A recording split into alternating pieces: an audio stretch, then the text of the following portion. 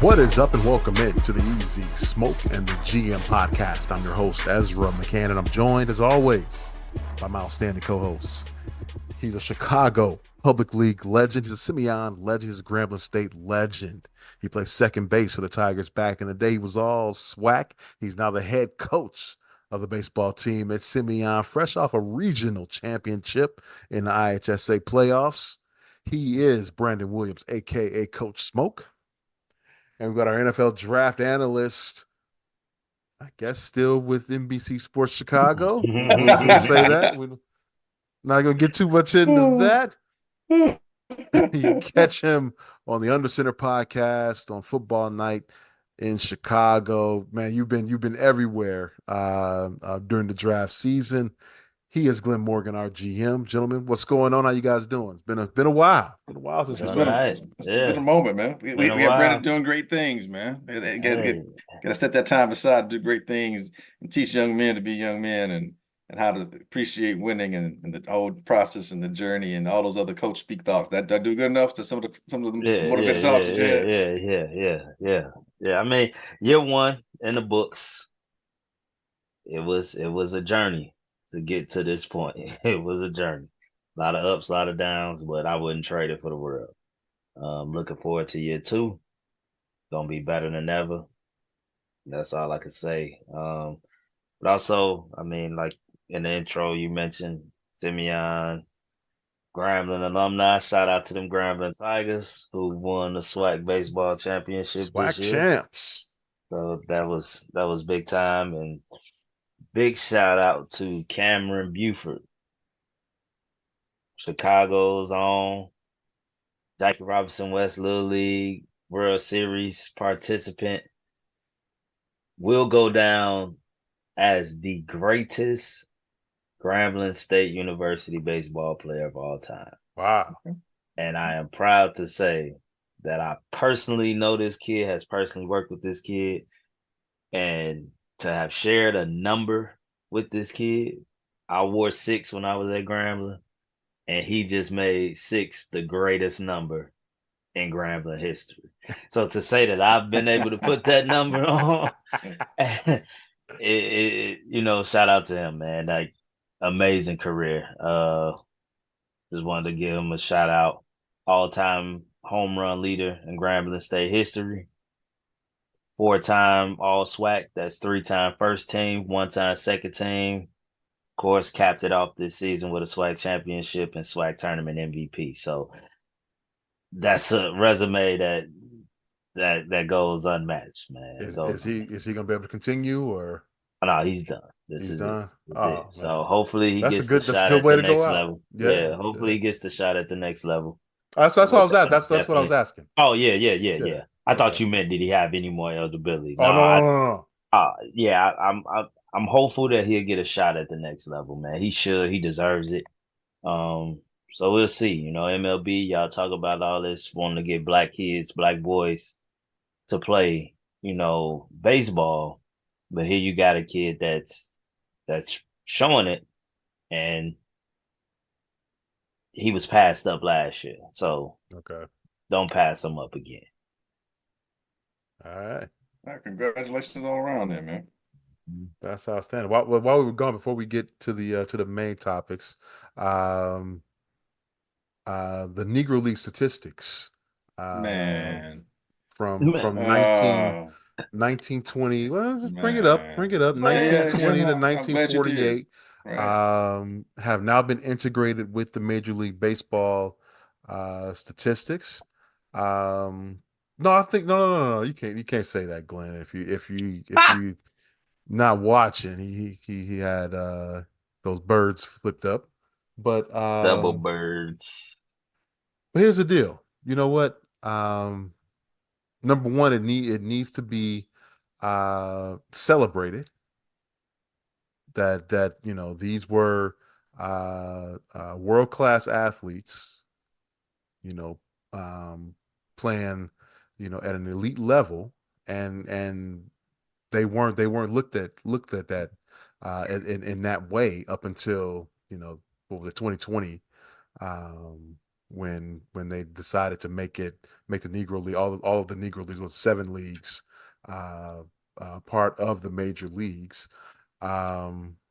But it also, we can't forget what that history is. Yeah. So I Well, think I think it's that it's a good thing. I think that's going to lead to us getting some history. I think it's going to get appropriated like everything else in this country tends to Well, then appropriate it's up to us to things. not let that happen. I mean, when Yeah, you okay. say appropriated, what you mean? It's just like with when you look at HBCUs when it comes to football, for example. It's hell, even the Negro League itself, it's like it, it gets sucked in and it's like the history gets forgotten. Yeah.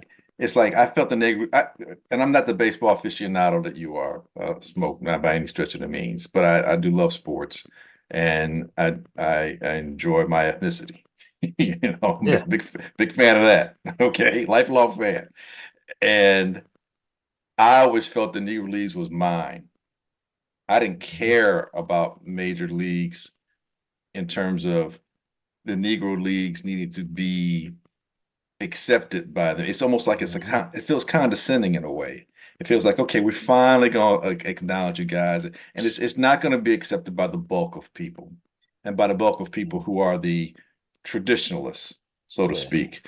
And the people who aren't traditionalists are just, casual baseball fans anyway, so it won't have the significance that it probably needs to. Um, that the Negro Leagues, they had records when they were barnstorming or however you want to call it, and they were playing these major league teams and kicking their ass. I like the fact that, no, our league is actually better than yours. I like that. Now it's like, no, let's push it in together. And you're not going to see, like when you look at Major League Baseball now, going back into those eras where black players and brown players and Latino players were excluded, you had, rudimentary video, but you'd have, stuff of Ted Williams, Babe Ruth. You don't see as much of that videography. And nowadays, if you don't see it, it's like it didn't really exist. You're gonna have to read about it. People don't put the same emphasis into reading like they used to. It to me it may even trivialize or diminish a little bit the Negro League Museum. Like I don't want to be part of your They major league. actually they actually push for this though. I know they're happy about it. That's I that understand. Bob Kendrick was one of the that's president of the museum, was It's one that was pushing for it. I but get that's it. some that's to GM's point, that's the problem in my eyes. I personally think, and this will probably come off very controversial.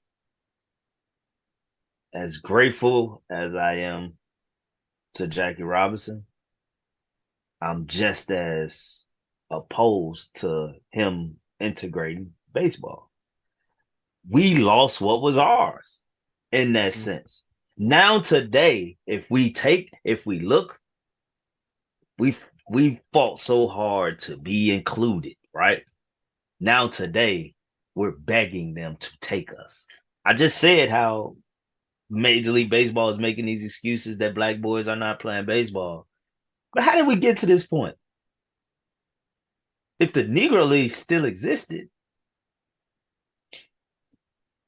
we wouldn't have to be begging them to play in that league. Now, granted, over time, who says the Negro League sustains? It wouldn't That's have. something. It wouldn't have. I mean, and that's understandable, but it's like, Well, that was part of the problem was when integration did happen.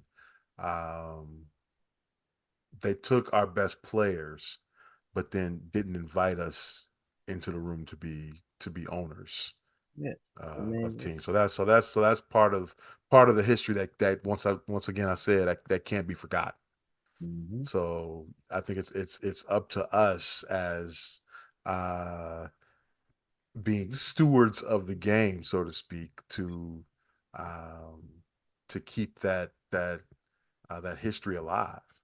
I mean, You hey, know, look, I was fine with the way and things were, man.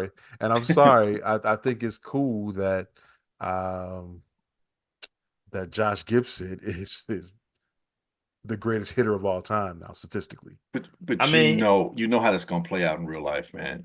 I know you can appreciate it. But you ask You definitely any can. person who's not, and they Smoke. ask non-black You person. talk Yeah, about the myth, yeah.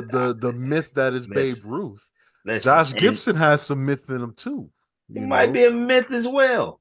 I don't know. I think it's Look, real. listen. Like I I think told it's real. somebody, They said he hit the like man some, hit like 800 some, home runs. like somebody asked me, if you're gonna say Babe Ruth is a myth, how can you not say Josh Gibson is a myth?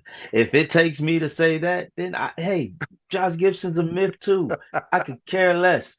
But they don't recognize Josh Gibson. He's finally getting recognized. That's what I'm saying. It should There's happen. something that to me there's something to be said when you try to hide something versus beating us down with some fake in my eyes. I do not believe in Babe Ruth. Everyone knows that. I think he's fake. I think that is a mythical character. I do not believe he's real. I just don't. And so if You saw anybody, the clip the clip I sent you yes, I hilarious. think it was the Dan Patrick show where they Hilarious. said that the historian said that Ruth, the call shot at Never Wrigley happened. didn't happen. Never That happened. he was pointing at the Cubs dugout. Yeah, it's man, look, I mean, hey, it is what it is. Look, man, the integration as far as everyone being allowed to play the game and the people not being excluded, that needed to happen. 100%, Well, 10,000% that needed to happen. I just don't want the history of what those individuals, not just the players, but the fans, the To be owners, lost. everybody to be trivialized, not just loss.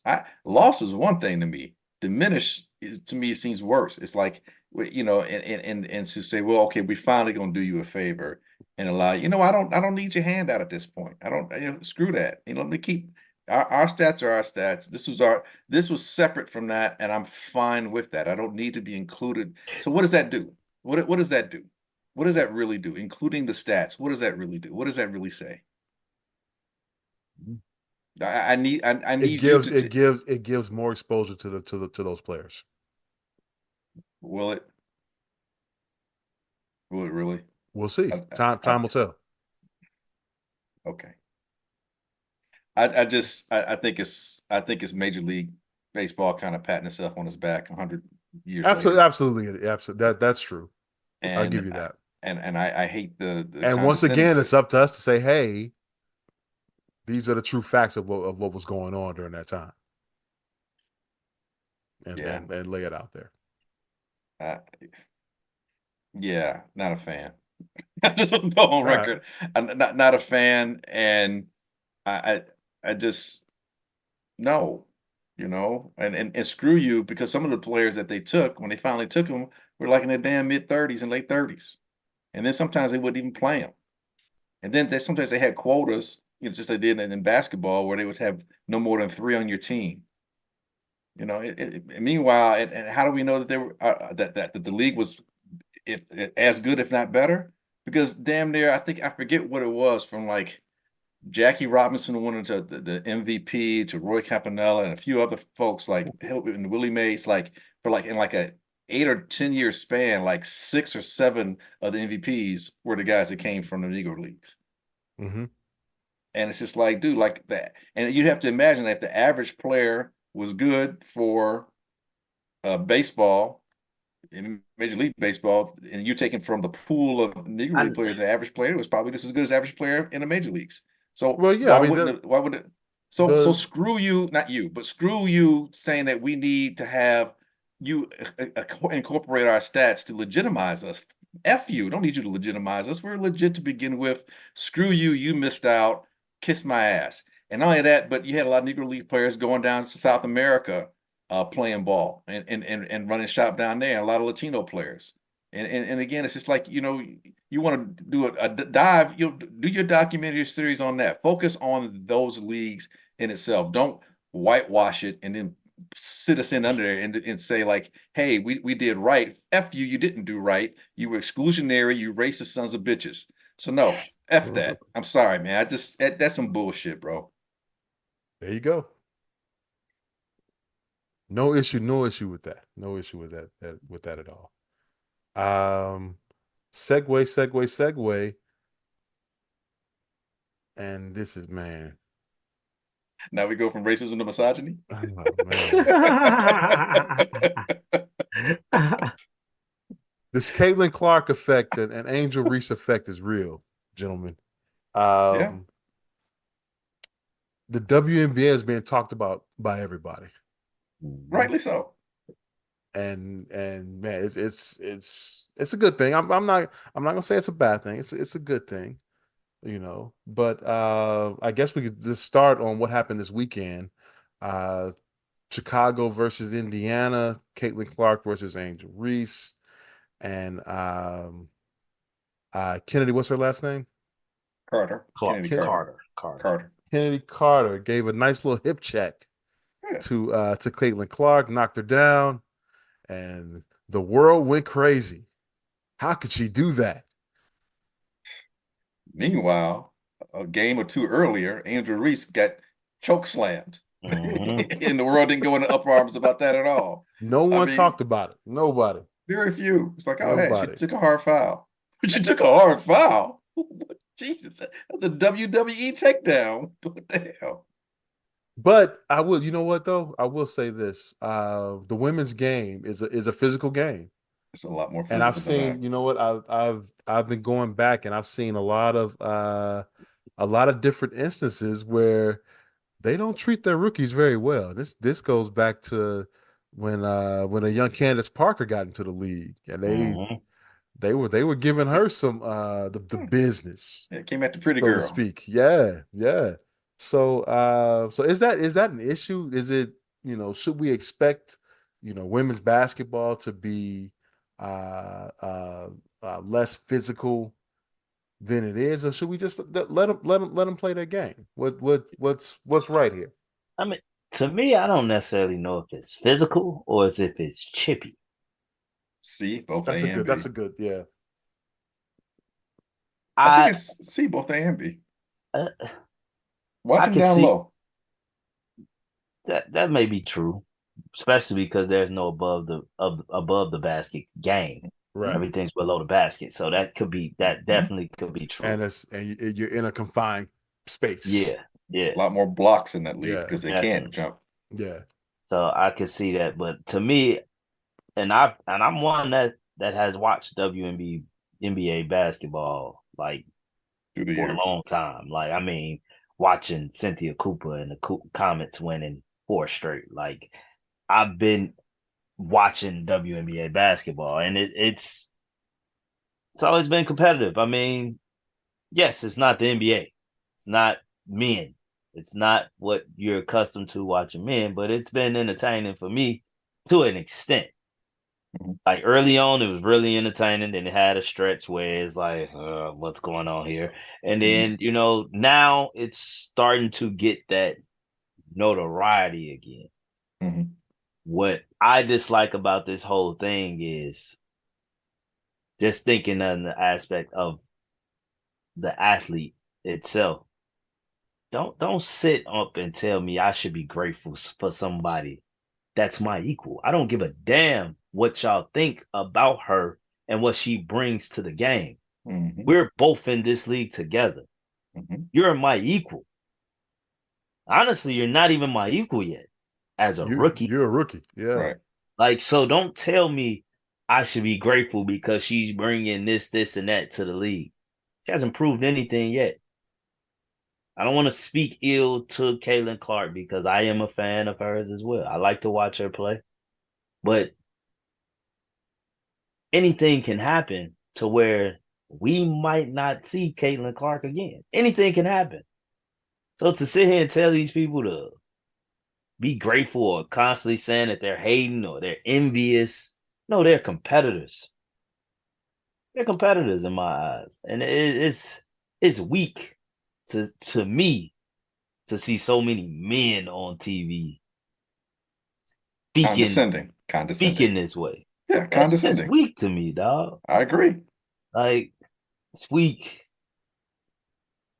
Like, I mean, as we discussed pre-show, Monica McNutt, Stephen A, and Shannon Sharp, like Shannon and Stephen A basically trying to gang up on her. And usually I have my moments.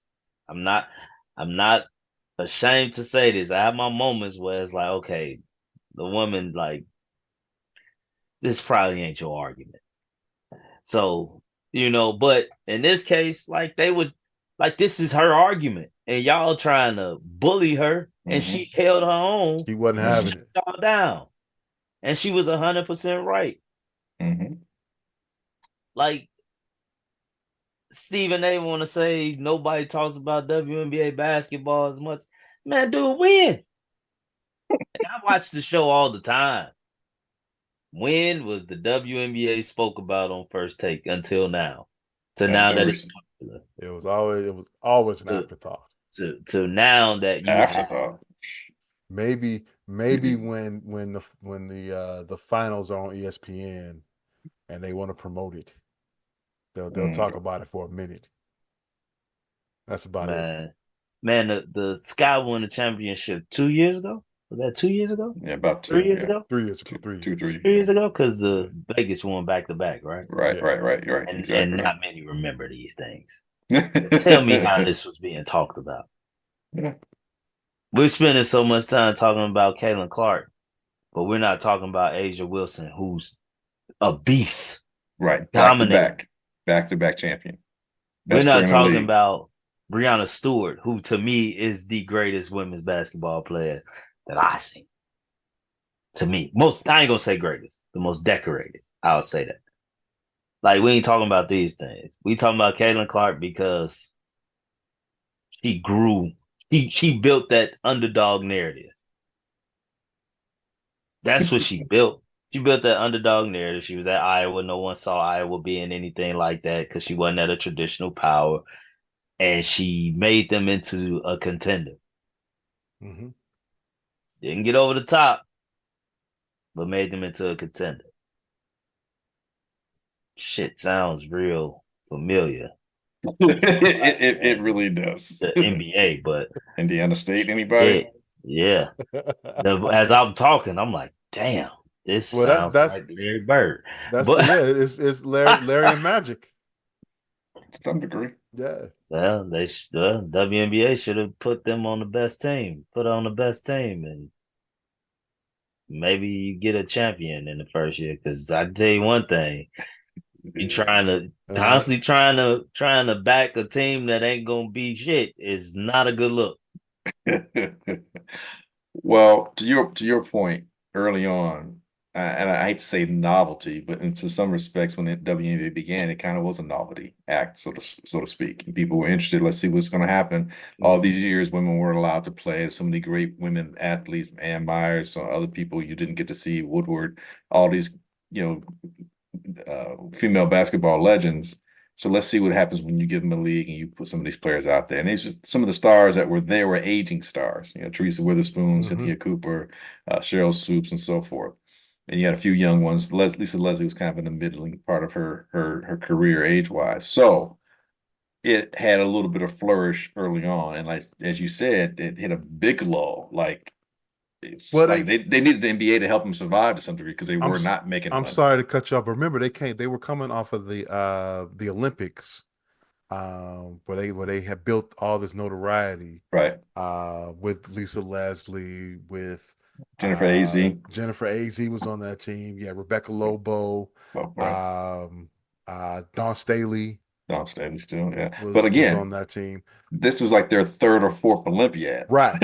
So these are aging stars. Coming off the '96 Olympics, and the Olympics were here they were in Atlanta. Atlanta. Mm-hmm. Yeah, and they had built this this groundswell of of people following the game, and you start the new league. Actually, they started. It was, if you remember, it was two leagues.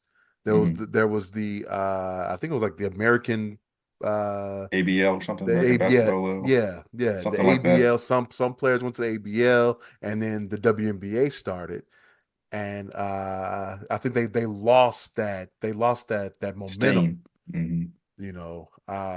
somewhere along the way. But there was going in, that following was there. Yeah, no doubt. Yeah.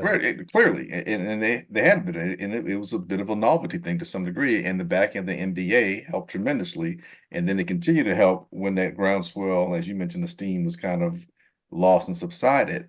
And to Brandon, to Smoke's point earlier on or later on, in terms of now you see a bit of a resurgence, it's because the one thing that the WNBA is starting to get now that they didn't really have before were a number of superstars coming into the league.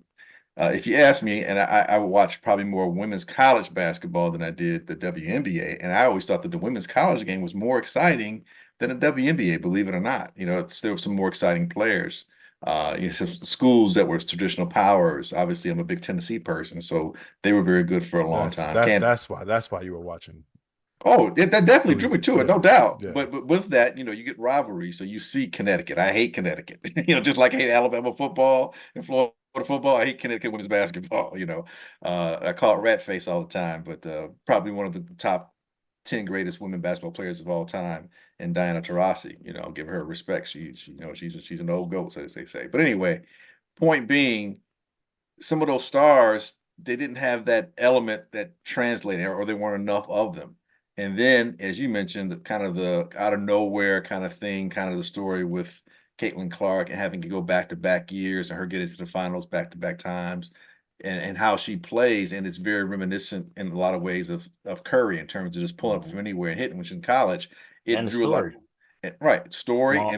Not Iowa's a bigger school than Davidson, but it's not when it comes to women's basketball. It wasn't a traditional power. No, Yeah. It's had its moments, but it wasn't one of the top 10 teams in the last 20 years that were good. And women's basketball and college basketball, the good teams remain good teams for a long time. It took a long while before South Carolina became the power that they are. They kind of filled the void that Tennessee no longer resides in that top spot. But with that, you started having more players develop. And here's the other thing too: the women's game, the women became much more skilled than they were early on. Not just the superstars, not just the ones you saw in the Olympics, but collectively as a whole, you're seeing a lot of crossover moves. You're seeing a lot of behind the back kind of like layups. They're not going to dunk. You just see some women dunking or what have you, but you saw more athleticism. You see more skill, more entertaining talent. And then every good story deserves a good villain, so to speak. And Angel Reese, Bayou Barbie, indirectly kind of fell into that villainous role. So to the point that even her last year in college, she's saying, "I'll be the villain." It's like whatever. And so now you got storylines, plural, leading into the WNBA. You look at that game this past weekend between the Fever and the Sky, Caitlin Clark's team and Angel Reese's team, respectively. Look how many of those players played in the national championship game the last 2 years. Both centers played at South Carolina for both teams. You got Angel Reese won a championship. Cardozo just won a championship this year. Caitlin Clark's competed for the last two. Boston won. Boston won one. Boston was a rookie of the year, I believe, last year. So you look at Teresa Witherspoon as a coach. You can have a lot of these different lines, and some of these players that came into the NBA have now becoming coaches. So you're getting stars, and the players are playing better. And then social media being what it is, all these things have brought more attention. So yes, it's more exciting, and the WNBA should be riding the wave of that. That being said, Caitlin Clark, different from any other rookie in terms of on the court. Now, in terms of the social media and everything, people pulling for you, and every time you get a foul, they're like, "Hey, she's getting beat up on." You're seeing that because you're just seeing the Fever all the time. Meanwhile, Angel Reese is getting chokeholded, slammed on the ground. Other rookies are getting beat. The Brink over in LA, I haven't seen her take a couple of tough shots. So it's interesting, and like you said earlier, as in terms of First Take, it seems as though there's some condescending going on. Like the women should be grateful for the attention they're getting now, and all these other reasons and excuses for why Caitlin Clark should be allowed to do, I guess, just walk in and not get touched at all. I'm sorry. I'm like you, Smoke. You ain't earned nothing yet. And if there's anything that I like about the NBA as a collective, they're telling their rookies, you got to earn it. You got to earn it. Was it Diana Taurasi and Sue Bird when they were covering the the college basketball tournament, and they were making that comment, and they got a little clap back at Taurasi because Taurasi was like, it's going to be different when she gets to the WNBA. She'll find out. Oh, you just being me. You being a hater. No, I'm not. She's keeping it real. Let you know. It's the truth. I mean, this ain't like the NBA where rookie coming in making 20 plus million likely, like over a rookie deal, or NFL where the first pick is making 20 plus million over a rookie deal. No, these women is making pennies. So you at the bottom of the food chain. You got your endorsements, that's cool. But if you don't bring it on this court, them endorsements gonna fall away too. Yeah, And they not, and no one's Absolutely. giving in. We're competitors. We're out here to compete. I'm not out here to say, okay, Caitlin, carry us. Get us to the promised land. Like, no, man. No. Just like, man, I don't know if y'all saw what Angel Reese said today. No. But she said, like, people was watching like women's basketball has elevated, not just because of one person. People are watching these games because of me too. That's Yes. true. That is the truth. Like, I haven't watched a NBA game all year long. When I saw the Sky was about to play the Fever, I tried to watch it. I still didn't have success because I ain't got ESPN. But I tried to find it. Like, oh shoot, the Sky playing them. Let me try to find it.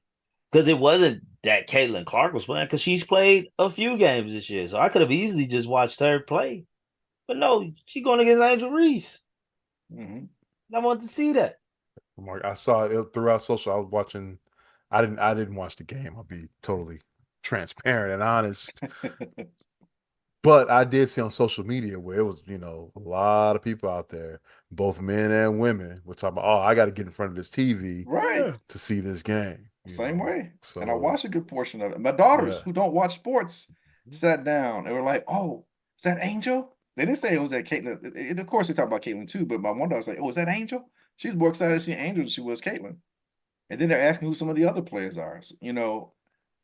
So yeah. I mean, and if the WNBA is going to take advantage of this leverage they have, leverage these rivals, leverage some of this and animosity or potential burgeoning animosity or contentiousness that's out there. That sells. That sells too. I'm not saying you have to condone, being knocked out the air and all that kind of stuff. Although that's what the NFL did for a long time. It's like sports is lives off of the competition, lives off of rivals, lives off of a lot of different things that WNBA has had missing for quite some time, if it ever really had it. And now they have a chance to expand on that and expound on that and don't shy away from it. Yeah, so Kitty Carter gave her a shove. Okay, well, hey, you know what? Next time they play, build that up. You got that now. Use but it. you know what though? But they, with that notoriety, they got to be able to take the knocks that come with it too. Yeah, that's fine. That's It's part of it every, too. you're not gonna get, all the,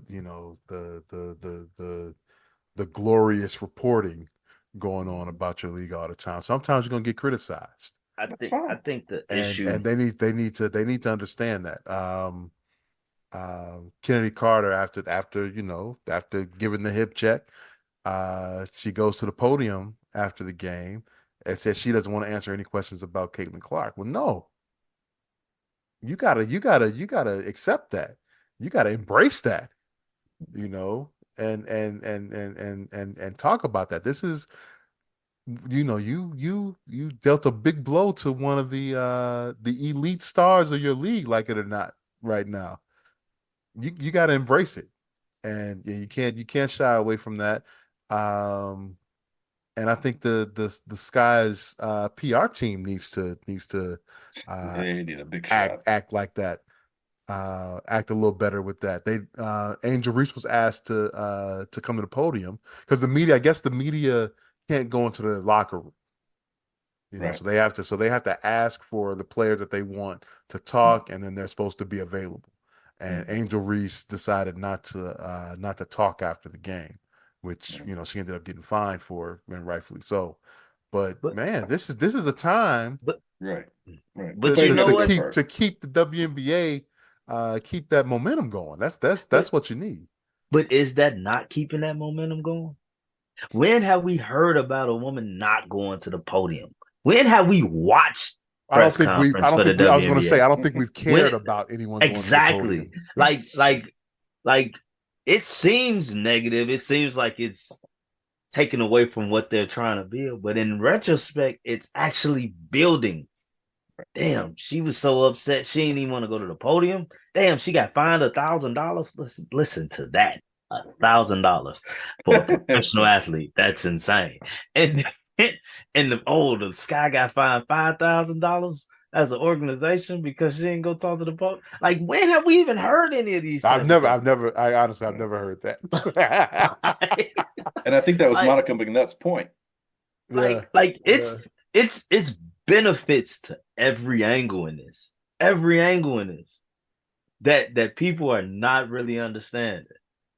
The envy and hate that people are thinking that's happening is causing people to watch the games. That's what Monica McNutt was saying. She's like, It's right.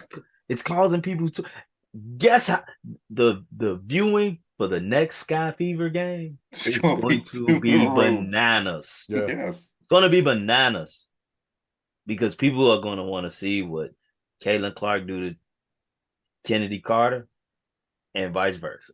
Well, And it was a close game. It was a even 1-point loss. just to go to the game. I mean, you're talking about It was just to sold get in the out. just to get in the building is $250, $300. But Right. what Just but to get in there. where the WNBA got to figure something out. Well, they have to take their superstars and start promoting them. And It, if there's any it, rivalries, any well, contentiousness, promote that too in terms of, well, this is a revenge game, or this is what yeah. happened last time, or this team is like the Connecticut Sun is undefeated right now. They should be talking about that because Mm-hmm. who's going to challenge the two-time champion, Las Vegas Aces? But I say that to say this: if we now, this is one thing I have noticed about the WNBA's history. Those women that came in that's been elevated to star status immediately, their teams won immediately.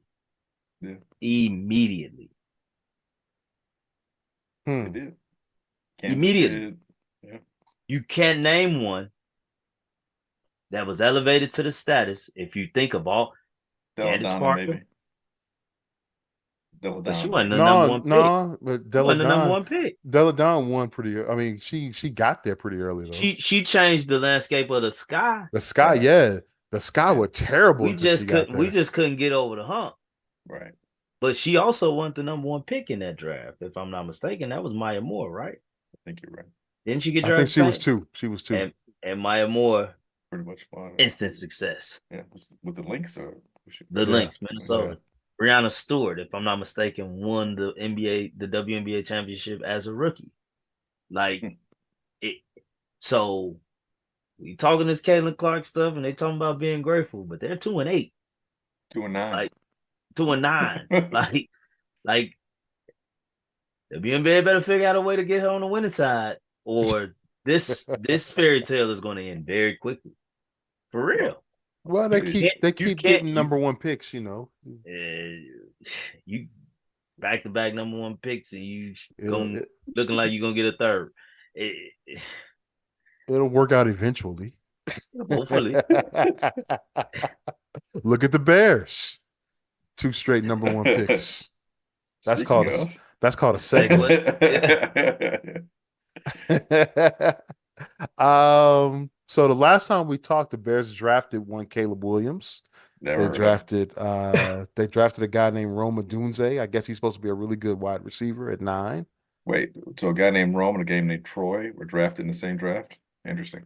Wow, look at you. Mm-hmm. Look at that. So they've gone through OTAs they've gone through rookie minicamp. They've gone through OTAs and minicamp starts tomorrow as we record. I do have an issue though. All right. I don't remember ever in OTAs getting covered like this where Caleb Williams has one, I guess, bad outing Mhm. and everybody thinks that the sky is falling. Oh my God. Let's settle down, people. It's OTAs. All right. Yeah. We're not there yet. They're just It's, they're installing systems. He's learning. It's basically walkthroughs. Pads are not on yet. Let's be cool. All right. Everybody's not there yet. No, Even the guys on the team aren't there yet. no. So yeah. yeah, just all this coverage is I think is ridiculous. I don't remember coming up. I don't even remember the media actually going to OTAs We didn't have a to reason see what to. was going on. Is that what it was? Well, you got, yeah, pretty much. I mean, team. I mean, you had maybe a rookie or two that might have been kind of interesting, but now you got two rookies. You got some free agent guys you've brought in. You've got some trades you've made. You've got, other storylines. So yeah, it's a little more exciting, but more than us. This is the first time we've had the first pick in the draft in my lifetime. That's true. Yeah. So, Yeah. you know, and you I talk can honestly say this is the first time in a while that I have completely ignored all off-season Bears things after the draft, and it's not, and just giving the listeners history. It's not because I was such a big Justin Fields fan and I wanted the Bears to keep Justin Fields. That has zero to do with it. For me, it's we are being hyped up to epic proportions. Mhm. And you ain't To having it where for yourself. I'm not trying to see all that and get caught up in it and then potentially be let down when the season starts. So I am taking the approach of when the season start and if they winning, I'm gonna be happy as hell. And if they play like I think with a rookie quarterback, where we don't be as successful as people may think, I'll be content with that. I don't want to get too high. That's just simple as that. I don't want to get too high. That being And said, Smoke's gonna be the first person watching every episode and recording of Hard Knocks. I I will. think I everybody's gonna be probably watching am this. going to watch Hard Knocks though, and I've never watched the episode of Hard Knocks a day in my life. You've Not never even watched whoa, one. whoa, whoa, whoa, whoa, whoa, whoa. Not You've even never one. watched the Hard Knocks. I've never watched a Hard Knocks. How's that possible? Very possible. You've never just accidentally just oh my God, the Ravens are on Hard Knocks. You didn't Never. you didn't watch Chad Ochocinco on Hard Knocks. Terrell Owens, Never. Oh, you need to go back and just Aaron Rodgers, Never. oh my God. Nope. You seriously, you got to go back and just binge Jameis watch Winston, all the Hard Knocks. eating See, W's. now you Jameis just Winston. made. Now that I might watch. Which one was that? Look. Jameis Winston Yeah. with the Buccaneers. Oh, when I he was might. eating the W's? Yeah, eating the W's. I Yeah. might go back and watch that one. If y'all know, I'm a Oh, famous James fan. famous was So. on there. But yeah, You I've never didn't watched. wait. You didn't catch when Antonio Cromartie couldn't name all his kids?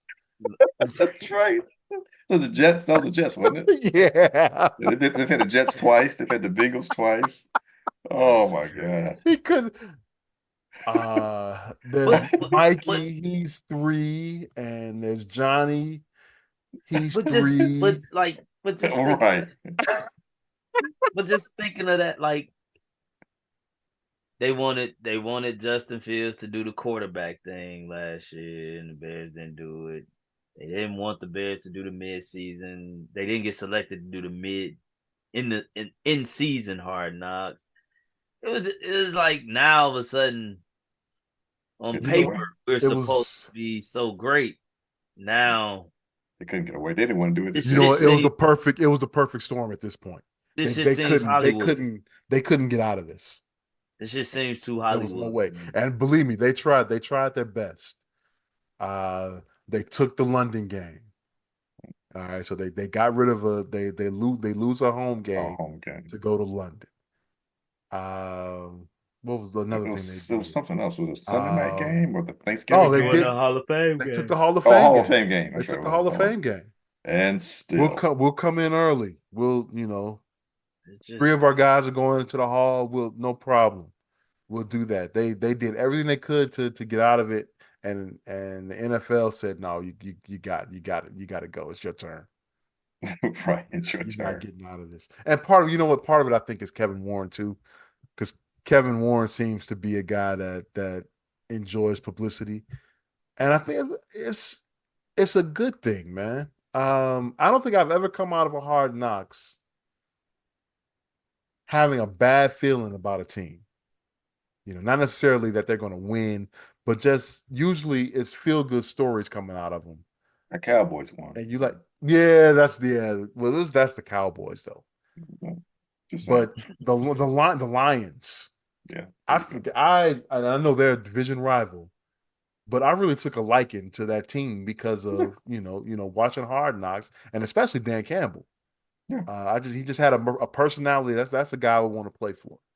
see. Uh, the Bengals and Marvin Lewis and Chad, like I said, that I had a liking for the Cincinnati Bengals after that Hard Knock season.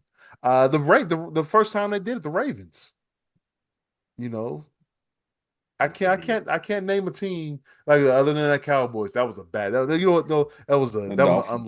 This unlikable Cowboys. And that Dolphin The Dolphins season won. wasn't. Yeah, that was a little. I'll this would give you be that. this would be the year you walk away like this Caleb Williams guy's weird. I will say, all right, And he's got that damn Bear Claw. the claw. It's got to go. That's so lame, man. It's so lame. That can't catch. And then why it's gonna catch on? He gonna mess around and he gonna win a couple games, and then everybody's gonna be doing his damn claw. It's got to go. It's got to go.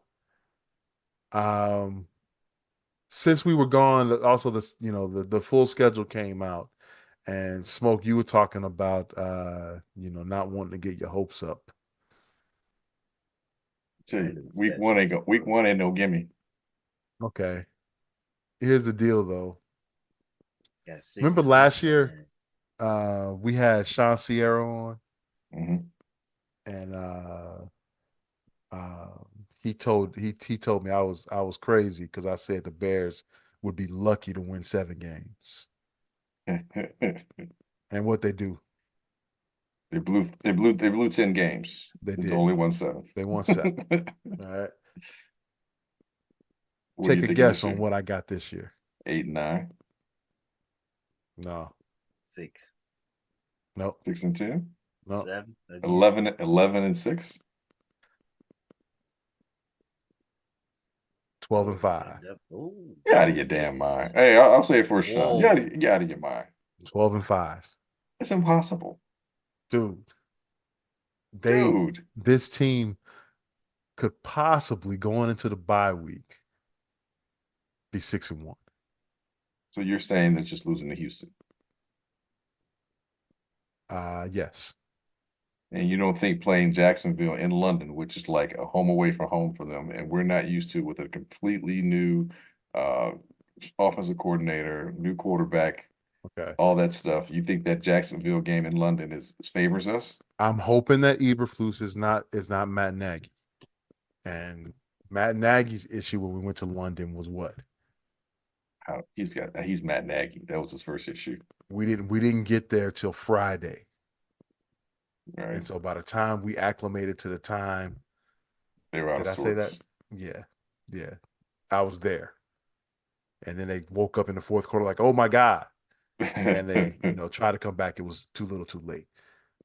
You got to be uh, there the entire week. All right. I so think Eberflus is going to do that. you think that Tennessee game is a surefire win? I think they can win that game. I think Absolutely. they can, but I'm not putting it on the board as a definitive. This is going to make us 12-5, dude. If you look at Tennessee's roster, do you know who the new head coach is? Okay. It ain't the same Tennessee team, bro. That's a more dynamic offense. It's going to be something that if we're not, it's the first week, and it's going to be very hard to discern how explosive they are until you actually start playing them. Now, granted, they're going to have some of the issues too because we're a different team dynamically. I get that. I'm just saying it's not this layup everybody thinks it is. And you look at that receiver, you talk about our receiving core with DJ Moore and Keenan Allen and the rookie Roma Dunze. Okay, look at their receiving core. DeAndre Hopkins, Taj Boyd, Calvin Ridley, and their first round pick from 2 years ago is their fourth receiver now. Their tight end is as good, if not is about as good as a little bit more athletic than our tight end. And their running backs, they picked up Pollard from the Cowboys, and they got Tajay Spears, so they're a lot more explosive in the backfield. Matter of fact, all their skill players are Danger Russ. Their first round pick, left tackle J.C. Latham out of Alabama, to go along with the first round pick they had last year from Northwestern, Pete Skoranek. So the offensive line is back being solid to what they were before. And the head coach, Brian Callahan, whose dad, Bill Callahan, was a Super Bowl losing coach for the Raiders, but a longtime NFL coach. And they all come from that Shanahan tree. And we know how well that tree's done in the NFL. And Brian Callahan was on the Bengals as an OC. And I granted he wasn't calling all the plays. I get that. But he was on that By the way, staff for 5 to 6 years. you know who Callahan's cousin is, right? No, who? The Linties. Oh, really? I didn't know that. Yeah, yeah. So I'm just saying it's not gonna be late. And you look at that team, you look at their offense and their defense, there are no red flags, bro. And Okay. their young quarterback has a little more seasoned than our young quarterback. Okay. Oh, KP Let's just go. went Let's yard. go through it. Oh, he did. Houston, they probably lose on Sunday night. I give you that. Probably losing that game. Indianapolis, they can get a win at Indy. I believe they can win that one, yes. Won't be easy, but they can. It's another team that's tougher than people realize. The Rams, they're missing a very important piece. They Who? can win that game. You said if they're missing a piece? I said they are missing a big important piece. Aaron Who are they missing? Aaron Donald. Donald? Yeah. Okay. Carolina. That's a win. That's what we gonna lose to. Jacksonville and London. All right. I don't think that's a win. You have the bye. You come back. Washington at Washington. They can win that game. Won't be as easy as you think. They can win at Arizona. Yes. They can beat New England. They should beat New England. So where are you at now? That's when we're week 11 here. Were you 6-2 at this point? I'm at maybe I might be 6-3. I might be 7-1 right now. 8-1. 2. Come on, bro. All right. You're gonna split Green Bay. You get to the division. You split Green Bay.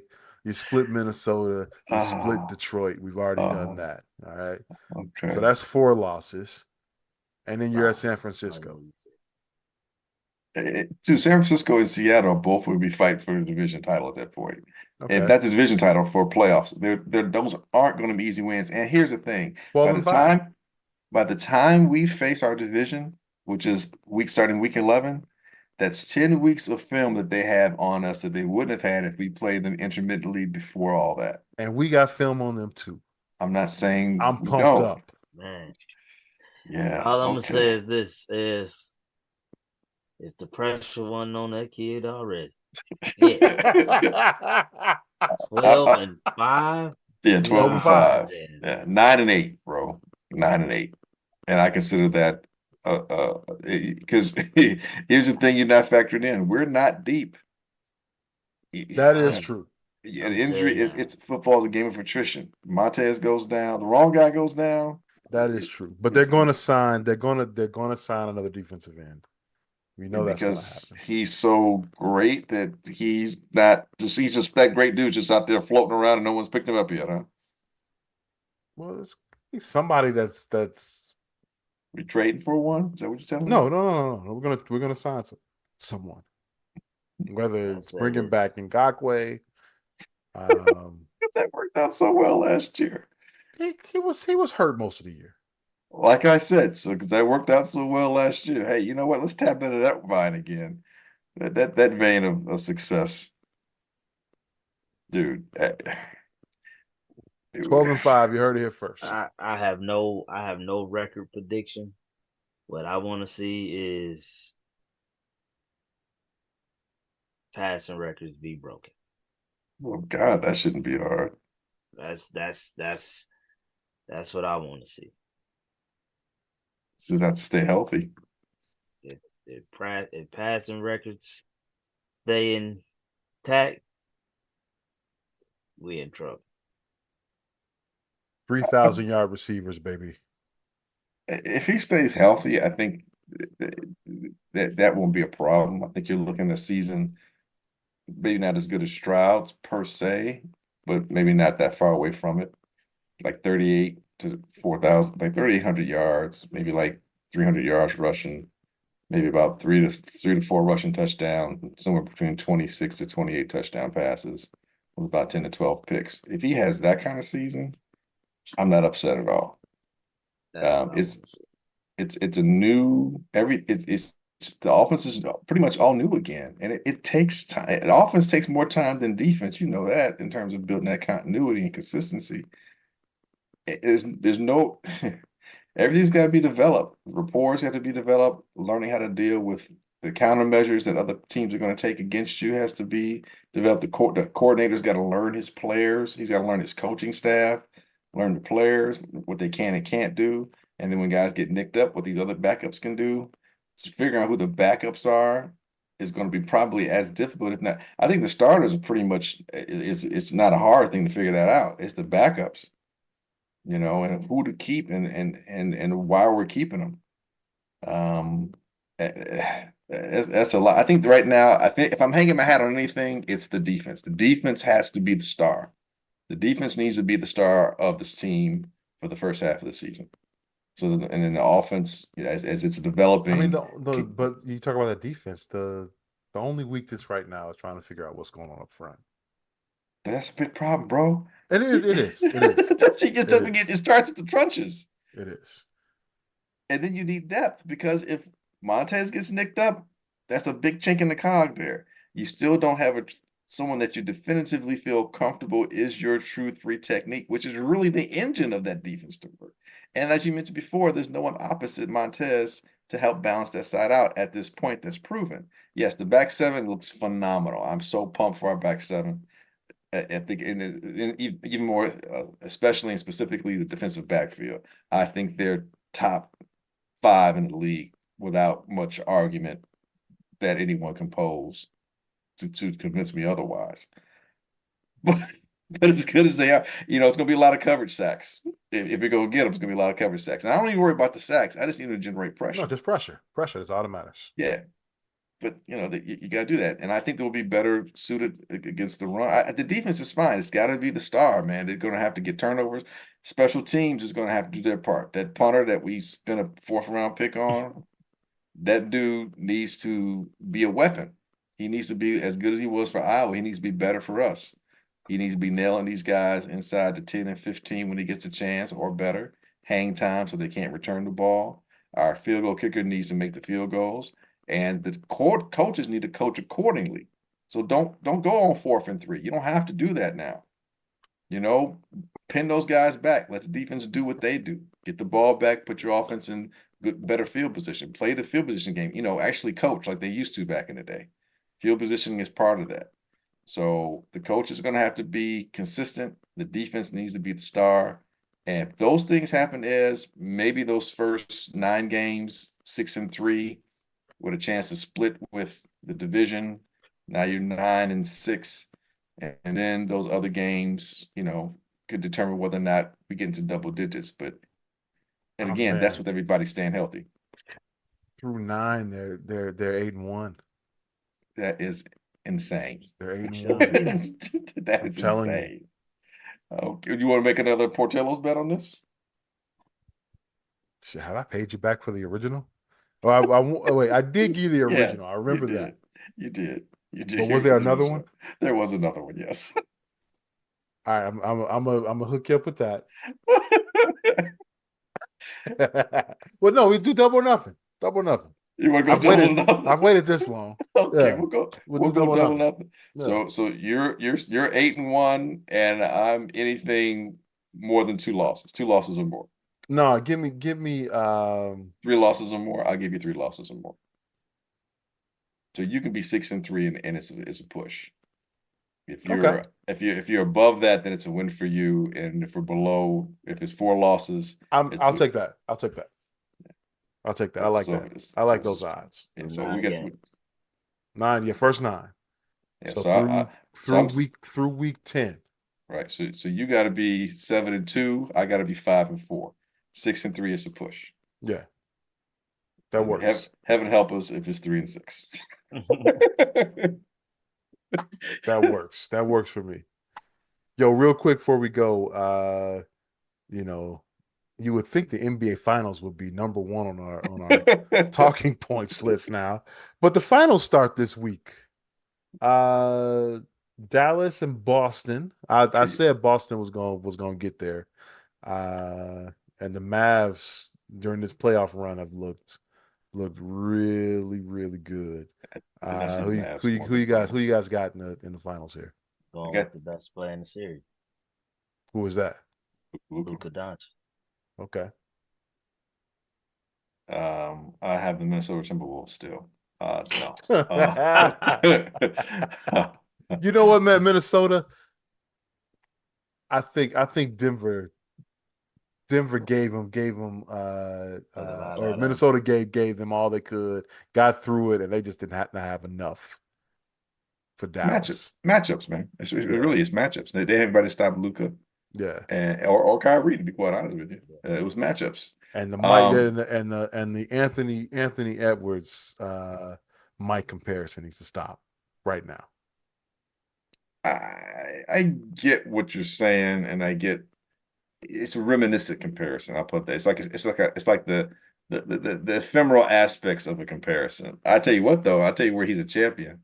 I love his press conferences. I love Anthony Edwards' press conferences. He gives some of the best press conferences. They are super entertaining, like that young man. But to answer your question, Smoke's got the Mavs. I think Boston. Hasn't been challenged yet, but I think Brown is going to make sure they don't lose. I think Brown might end up being the MVP of the finals. So I'm gonna go Boston. I'm going with Boston. Tatum MVP. Boston in 6. That's going to do it for this week's edition of the Easy Smoke and the GM podcast. I want to thank everyone for listening. We greatly appreciate it. You can catch us on Apple Podcasts, Google, Spotify, iHeartRadio, wherever you find your favorite podcast. You can also catch us at hp53productions.com. There you'll find a link to our podcast and the Super Duper podcast hosted by Rob Griggs and yours truly. Yo, Glenn. Yep. Please take us out. Hey, haven't said it in a long time, but it's never changed. We ain't saying we're right. We just don't think we're wrong. Well, you might think I'm wrong. Bears are going 12-5, baby.